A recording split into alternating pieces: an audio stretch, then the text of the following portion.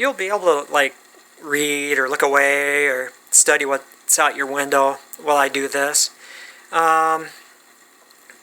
These are all the handy tips you need to know about Sinew backing.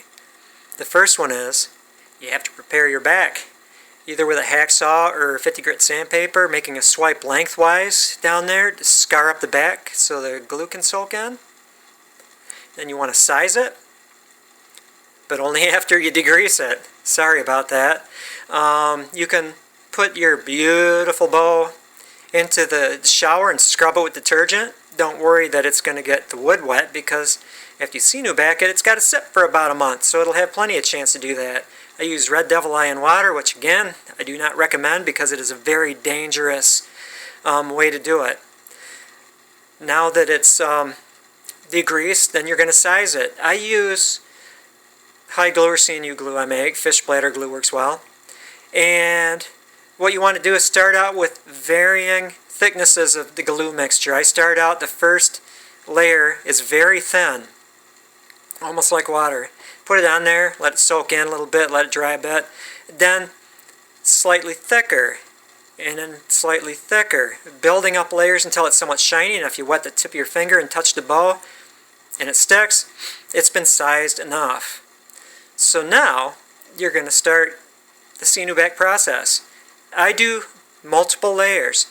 The first one I do is the edge. Very well sized, very even bundles of Sinew along the edges. I want to have a nice clean edge on my bow. So before I get tired from doing the bulk of the Sinew work, I do my edges first. That's the finest point, and it's pretty tiring to do that after you've been Sinew backing for a couple hours straight. Then the next layer I put down is a good thick layer in the center, working the whole way down. I like a rounded or crowned Sinew layer. It's not like wood. Sinew has higher tensile strength and ability to store energy, and so don't be afraid of the crown. So now you have the edges, you've got the crown. Now it's time to put the first layer on. Thick layer from edge to edge. And then next I'll put a second layer over it. So I have kind of a humped up backing with clean edges, ready to go. Now the next thing you want to do is wait a little bit. Let it dry for an hour or two and wrap it tightly with gauze. You'll get gauze from like the grocery store or whatever, and wrap it from tip to tip tightly. And you can control the lengthwise orientation of the Sinew. You want it to be straight by the amount of pressure you put on and in which direction. Make sure that you're applying even pressure so you're not sliding the Sinew from side to side. Okay, now you've got that mummy bow all wrapped up. Don't even think about wrapping the tips or the handle with your Sinew until that backing is dry and it's shrunk down all the way, or else your wrappings won't bond. They'll pull up. Now leave your mummy bow overnight and you can take a look at it. You can overnight, when it starts shrinking down, unwrap it on all the convex surfaces, but that concave surface where it could pull away, wrap that tightly and keep it wrapped until that Sinew is hard and does not give with the touch of your finger. Do not allow that to pull up. Now is the time to, say, wrap a tip. So that's the only area of the bow I sand. I'll sand where the wraps are going to be placed, just so the wraps lie flat. Now I stated earlier that steam, like steaming the handle with the foil over the pot, superheats the wood and dries it out. But your tea kettle is your friend with this. Hold the tip and the handle and the other tip over the tea kettle, not right over it. You want it to be very hot and very moist. And keep doing that until the Sinew or the hide glue starts liquefying again. It starts looking opaque. Then you can do your wraps. I never, ever soak my Sinew in just water before I use it. Why fill your Sinew with water and then not allow it, when you dip it in the hide glue, to absorb hide glue? That water will displace that space that hide gluey mixture can go into. So with whitetail, you don't need to soak it anyway. Just dip them in there, hide glue, wrap it. Smear some hide glue over where it's going to be wrapped. You're fine. And that is about it for the Sinew wrapping. Now let's see here. I was also going to mention the tip, because I also do Sinew bowstrings, and I'm taking a West Coast paddle bow style detail here, and that's putting deer rawhide over the tips and having it fit into the string nocks.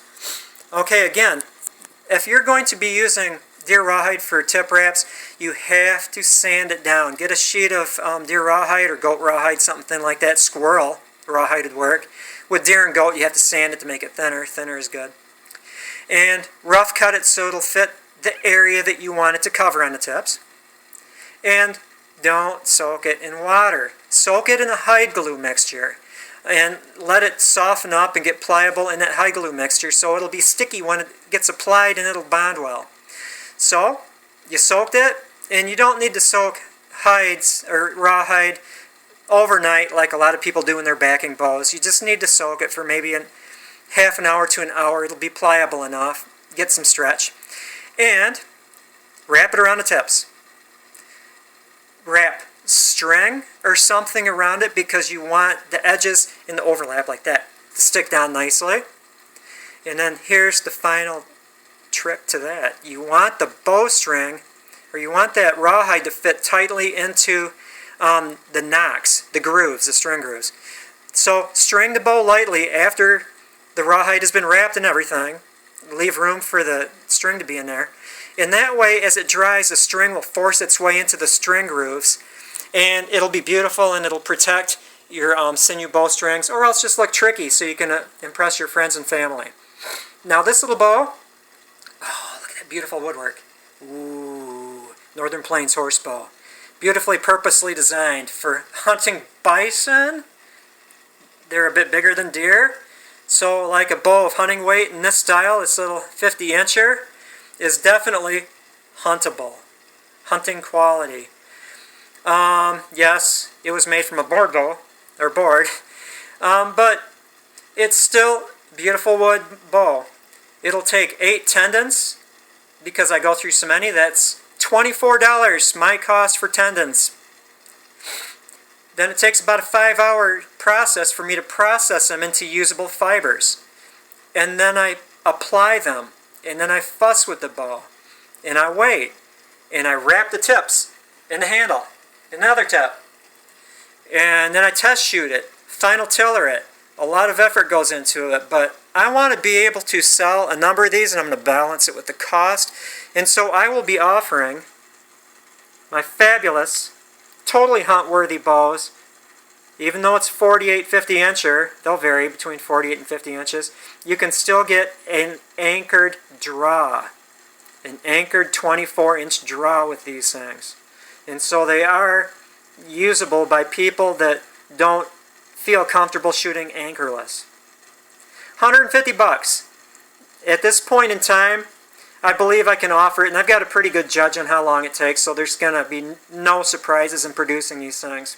Beautiful bows, 24-inch draw, 25 to 50 pounds, maybe a little less, maybe a little more. But that's about it. And yes, for those of you who like Osage and white oak or cherry or hop hornbeam, I'll be doing some stave-made bows like that too, but don't count on them being 150 bucks. And those bows will also come with not only a B50 string, they'll come with a Sinew bowstring, a display stand, and an arrow with an actual stone tip from that area, an actual real stone point. And the arrow will be as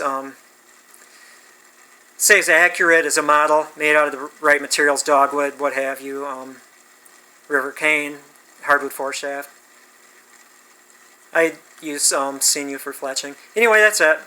Thank you for watching, and sorry there wasn't more interesting things to look at, although, looking out the window, there's some visitors hiding from, and then there's the turkeys eating their seeds.